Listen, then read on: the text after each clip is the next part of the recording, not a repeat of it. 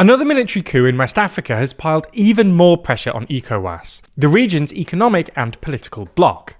Last week's coup in Guinea-Bissau means 2 military-ruled members are now suspended from the bloc, while earlier this year 3 other military-ruled members, Mali, Burkina Faso and Niger, quit ECOWAS altogether to form their own new alliance. All of this is a bad sign for the bloc, which this year is celebrating its 50th anniversary. But rather than making progress on its mission of EU-style regional integration, ECOWAS now faces fragmentation. So in this video, we're going to explain the latest dramatic developments from the region, why ECOWAS is in crisis, and what it means for the future.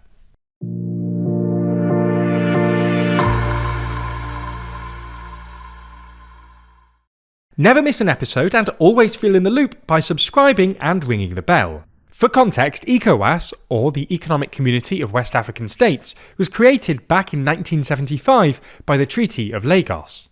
Before this year's withdrawals, it covered more than 400 million people and an economy of more than $700 billion, with 15 members: Benin, Burkina Faso, Cape Verde, Ghana, Guinea, Guinea-Bissau, Ivory Coast, Liberia, Mali, Niger, Nigeria, Senegal, Sierra Leone, the Gambia and Togo.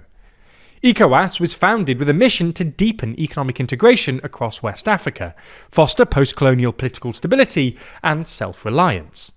It's arguably Africa's most successful and economically integrated regional bloc, with things like visa-free movement of people, a trade liberalisation scheme, customs union and common external tariff.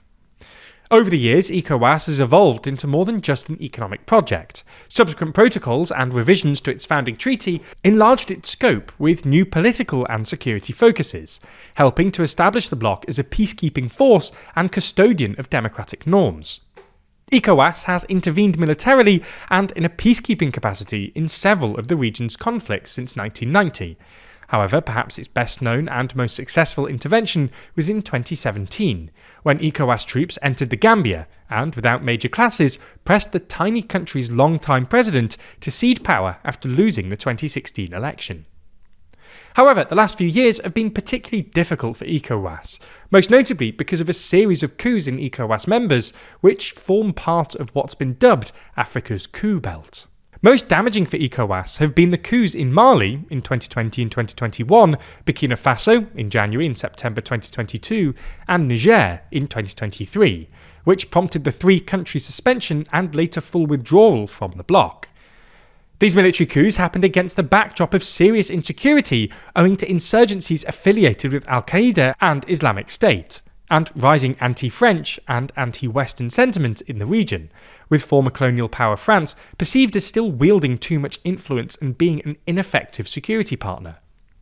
ECOWAS suspended and imposed sanctions on Mali, Burkina Faso and Niger in response to their coups.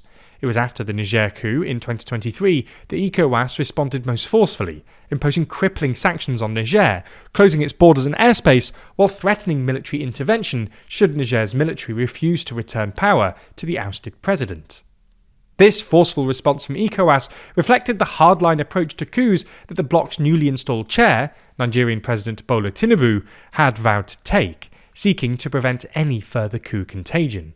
But this attempt to reverse Niger's coup failed, and in fact the punitive sanctions and threat of intervention really only helped the 3 countries' military regimes reinforce their position by fueling their nationalist sovereignty rhetoric and generating public resentment against ECOWAS, which the regime said had fallen under the influence of foreign powers.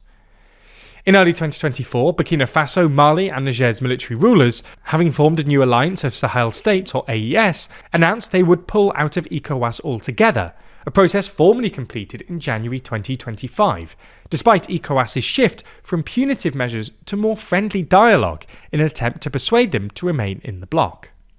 Elsewhere within ECOWAS, in Guinea in 2021, the military overthrew the president amid economic mismanagement and, ironically, democratic backsliding. ECOWAS suspended Guinea, and while Guinea hasn't withdrawn from the bloc, like the AES countries, its military leader, Mamadi Doumbouya, has basically reneged on all promises for a quick return to democracy, and has instead consolidated his power while slowly moving back towards constitutional order. And in Guinea-Bissau, just last week, after the country's presidential election, but before results had been announced, the military seized power and aborted the electoral process. The small coup-prone country has since been suspended from ECOWAS, while the bloc considers its options and tries to persuade the coup leaders to stand down. Now, there is some debate about what actually happened, as some suggest that the military deposed the president at his own request, in a bid to halt an electoral process which he lost, perhaps with the intention of eventually rerunning it in his favour. But whatever the truth turns out to be, it's nonetheless an unconstitutional interruption, and Guinea-Bissau's suspension leaves the ECOWAS map a greatly diminished version of its former self. These last few years of fragmentation have been terrible news for ECOWAS, a bloc whose raison d'etre is regional integration. After the three-country withdrawal earlier this year, ECOWAS said citizens of Burkina Faso, Mali and Niger would continue to benefit from certain regional initiatives, like visa-free movement and trade liberalisation measures, in a bid to maintain some ties and prevent regression in what is still a work-in-progress integration agenda. But how long this lasts and what it means for other integration initiatives remains to be seen. For example, a regional effort to create a common currency, the ECO, has been repeatedly delayed over the years. The events have also exposed something of a double standard that undermines ECOWAS's democratic legitimacy, something that the three coup leaders used to justify their withdrawal. The crux of this was that while the bloc was willing to take strong and punitive measures in response to coups carried out by the military, ECOWAS has remained muted when so-called constitutional coups take place in other member states, fueling the image that it's something of a president's club. For example, Ivorian President Alassane Ouattara won a fourth term in office in October, with major opposition candidates ruled ineligible, and Ouattara arguing that a new constitution approved in 2016 reset his two-term limit. In Togo, meanwhile, a constitutional change has granted the country's 20-year leader, Faure Gnassingbe, a powerful new unelected prime ministerial role with no fixed term limit. In addition to the crisis of democratic legitimacy, ECOWAS is now facing an elevated security crisis as a result of this year's fragmentation. Despite overthrowing civilian governments, quitting ECOWAS and kicking out Western troops, the alliance of Sahel state countries have failed to get a grip on the deadly insurgencies that plague the central Sahel. If anything, they've got worse, with jihadists expanding their areas of activities with increasingly sophisticated attacks. For ECOWAS's coastal states, which have largely been spared the violent instability that the region's landlocked countries have been dealing with, they're now seeing a growing extremist threat on their northern frontiers. The ECOWAS-AES rupture doesn't bode well for urgently needed security cooperation. Ultimately, this myriad of crises mean ECOWAS is more vulnerable than at any point in its 50-year history, demonstrating the importance of deeper integration and cooperation.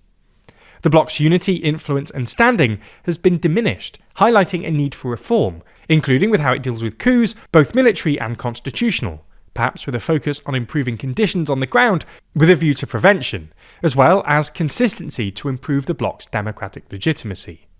Now, that's quite a lot of information we've thrown your way, and that's after we've simplified it down for you. So you can only imagine how overwhelming it is to sift through the hundreds of outlets reporting on it online to just find out what happened. Luckily for all of us, there's a website and app that collects all those articles and puts them all in one easy-to-access place. And that website is, you guessed it, Ground News. Not only does Ground News assemble all these articles, but it also offers a breakdown into bias distribution, factuality, and ownership of each individual source, giving you the opportunity to dive deep into the information that may have been hidden from you previously. For example, if we take this story on the Guinea-Bissau coup, we can see that there are 495 sources currently reporting on it, with most of the coverage coming from the centre.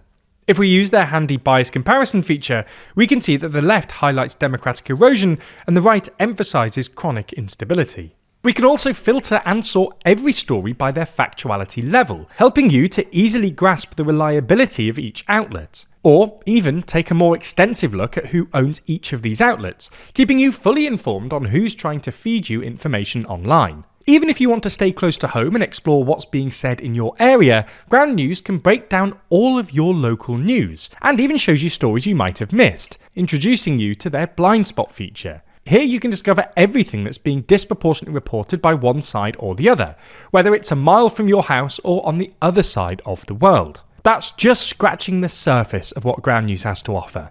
So if you're interested, there's no better time to sign up, as we're partnering with them to offer 40% off their unlimited access Vantage plan. And just in time for the holiday season, you can even gift a subscription to a friend or family member for the same 40% discount. All you have to do is subscribe through the link in the description, go to ground.news/TLDR or scan the QR code on screen, and you'll be supporting an independent news platform working to make the media landscape more transparent.